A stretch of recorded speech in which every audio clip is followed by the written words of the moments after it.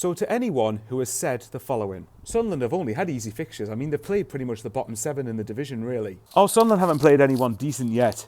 Oh, Sunderland will come back down to earth. They'll get hammered when they play anybody decent. Nah, Sunderland's squad's not that good, really. They've overpaid for their players.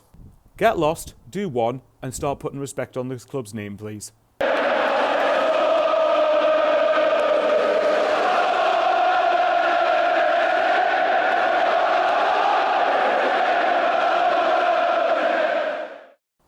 Best win of the season so far, hands down. That is... I missed both goals when I was watching the game, actually, because I was too nervous, and I'm always very superstitious. Everything, I'm to the point where it's getting ridiculous, to be honest. So I ended up missing both goals. I went to sort something out with the dogs and the cats, came back in and it was 1-1, and then came back in at the very end of the game and saw we'd gotten 2-1 up, but I went F off, F off, F off, F off. No way, no way, no way. I'm as high as a kite right now, and I think every Sunderland fan has every right to be after that. And rest in peace to Davey when he said, let's get carried away, man, this is fantastic, this. And don't get me wrong, a part of me is still thinking, right, only 23 points needed towards safety now. Long way to go, of course, and I'm still keeping my feet somewhat on the ground. But at the same time, and I think as Davey, God rest his soul, rightly said, if you cannot appreciate times like this, and you cannot get a little bit excited at the very least during times like this, we might as well give up and not bother watching football. Because after all of the shite, excuse my language, that we have put up with, you know, watching us being out of the Prem for 8 seasons, watching us constantly underachieve in the Premier League when watching smaller clubs, in some cases much smaller clubs than us, achieve better than us, rightfully so, by the way, they earned that right, but watching much smaller clubs than us achieve better in the pyramid, back to relegation again, then League One, League One, League One, League One, while watching our rivals become, and not to make it too much about Newcastle, but to watch them become the richest club in the world, finish in the Champions League twice and win a major trophy. And to be fair, I'm going to defend them here. The Carabao Cup is a major trophy. I don't know how anyone can say it isn't. But the point I'm making is, and Newcastle got a very good win for themselves today against Fulham, important one for them. But the point I'm getting at is, we have suffered so much over the last however many years through everything that has gone on at this club. It's been a joke where we've been. It's been a joke that we've been out of the Premier League for 8 years, and we've been a laughing stock, and justifiably so, because we've been ran like, well, crap, to be honest, for the last few years. But today has just made me so proud to be a Sunderland fan. And I distinctly remember to the point where I was almost embarrassed to be a Sunderland fan. And I mean this with the greatest of respect to the club that I'm going to mention, but when we lost to Lincoln City in the League One playoffs, it was humiliating for me, quite frankly. But Lincoln, fair play to them at the time, you know, they won't complain, and no should they. The point I'm getting at is, we have to appreciate times like this. And today was one of the biggest, probably the toughest game we would have had so far, certainly one of them. Now, I know Chelsea aren't as seen to be as good as the Liverpools or the Arsenals or the Manchester Cities, but let's get this straight here. Chelsea at Stamford Bridge is still Chelsea at Stamford Bridge. They have got such quality in amongst their side. Neto, Garnacho, Pedro, you know, Gahey, of course, started against us today. There is so much in that team. No way should a promoted club go into Stamford Bridge from behind as well and coming away with 3 points. It is absolutely staggering. And to every Sunderland fan that travelled down, go enjoy your night out or weekend in London or your journey back. You absolutely deserve it, you mental legends. It is fantastic stuff. And, you know, for most of the game, I thought Sunderland matched Chelsea for more than enough of the game. We more than matched Chelsea in every department. Did Chelsea have more chances than we did? Yes, but again, that's expected. Chelsea are at Stamford Bridge, are the Club World Cup champions against a club that's just come up after 8 years outside the Premier League. So of course they're going to have, like, you know, more shots on goal than us and have more territory than us. But Sunderland, like I said, Sunderland's general off-the-ball work was great. And when our defence was beaten, Roofs was there on hand again to help us out. So, and you know, and obviously it's good that we've got, that's obviously we've now tripled our goal tally away from home in the Premier League in this one game alone.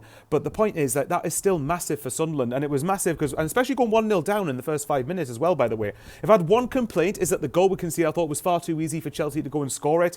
But I'm more lenient with it here because we're up against I don't know whether Garnacho is seen as world class or not, but compared to what we've been up against in the last 8 years, he is probably world class by comparison. The point I'm getting at is we're up against much better quality, and stuff like that will happen in the Premier League. I just felt personally it was a little bit too easy for Chelsea to for Chelsea to cut us open, really. But that was a quick transition break from Chelsea, and and I was thinking at that point, okay, stay in the game. And there was a little spell where Chelsea was starting to look a little bit threatening, like trying to get the second goal, but nothing really clear-cut was created from what I can remember. And then, of course, Sunderland level through a long throw-in from Nordi Mukiele. The ball then gets headed away from the cluster of bodies in the 6-yard box, falls to Traore, it bounces its way towards Wilson Isidor, who stabs it home from close range, and obviously that was great. And I think the longer it went on, like, Sunderland weren't there. I mean, in patches we were, and what I loved about us today was I thought our balance was actually really good. We weren't just there to sit in a low block, soak up pressure and get a point, even though we knew we were going to have to do that for large spells of the game. We knew we were going to come under pressure for a lot of the match.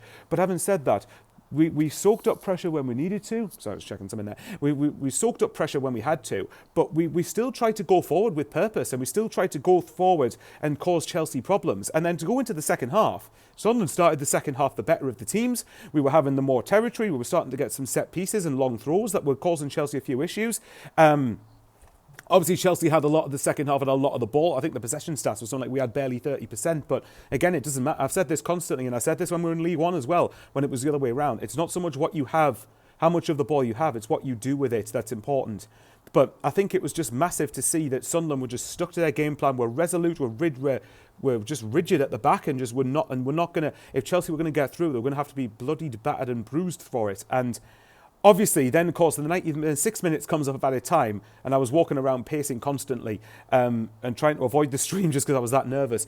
But I just thought, right, if it ends 1-1, I'm happy with that. I'm really happy with a point in Stamford Bridge. But then I saw Chelsea 1, Sunderland 2. I was like, no, this is not happening. Not unfair play to Broby. I mean, I was worried there was going to be a goal was going to be disallowed for offside in the build-up, but, Broby does really well, who was coming on for Isidor, held the ball up superbly in the build-up to it, while we had a couple of players try to break into the Chelsea box. He lays it through to Talbi. I think either he passes to someone else who lays it through to Talbi, or Broby himself lays it to Talbi, and Talbi just drills it into the bottom right corner. And I can only imagine the pandemonium from that away end when that goal went in. That was absolutely sensational stuff. And from there, Sunderland saw it out relatively comfortably, albeit we had like 2 minutes left to do it. But what a win this is. And obviously at the time of speaking, we're second in the Premier League, but again, we're probably not going to end the weekend there, but I don't really care about this, Like, that's a massive win for us. And if anything, this proves now that, okay, we're not going to beat the likes of Chelsea or teams of their quality or teams that are better than them all the time. More times than not, we will probably lose. But this has proven what a confidence builder that'll give the team, as if confidence was low already, which it wasn't. I said last week against Wolves, that was the massive 3 points that we needed. And this game, I thought if we get anything from it, it's a bonus. Well, I'll tell you what, how about a bloody bonus pay rise for Chemsdine Talbi? And yeah, fair play to Talbi, because obviously he's come in, he hasn't started every game, and he's had to bide his time a bit. And I know that he obviously played in the Champions League. There's obviously areas of his game he can improve on. But if he was the complete player, we wouldn't be signing him. A bigger club would be getting him, and also it cost about probably 60, 70, 80 million quid. So from that point of view, from Talbi's point of view, fantastic for his confidence. But you know what? I'm so proud of the boys. I am absolutely so proud of the boys. Did we deserve to win? Not so sure about it, but I don't really care about it, to be honest. We definitely deserved something out of the game. I thought I thought our discipline and our effort levels throughout the whole game deserved it and warranted it. And I was just super proud of the effort that they put into the game. I was so proud of them. And like I said, there's been clubs who've been through it much worse than us, Sheffield Wednesday being one of them, and hopefully, by the way, their administration means they can actually get an owner who cares about them and to take them forward, because they shouldn't be anywhere near where they are. They should be challenging to go up to the Prem. But the point is, there are clubs who suffered worse than us, but my God, we have suffered more than many realise. So yes, Mackems, enjoy it. Enjoy it. And again, this is a big middle finger up to everyone who's constantly put us down because of the fixtures we've had. There's no easy games in the Premier League, and that should banish this notion that we've only played easy games once and for all. Take care, you lovely lot. Enjoy your weekend, and just milk this in, soak it, enjoy it, embrace it. Away, the Red and White Wizards.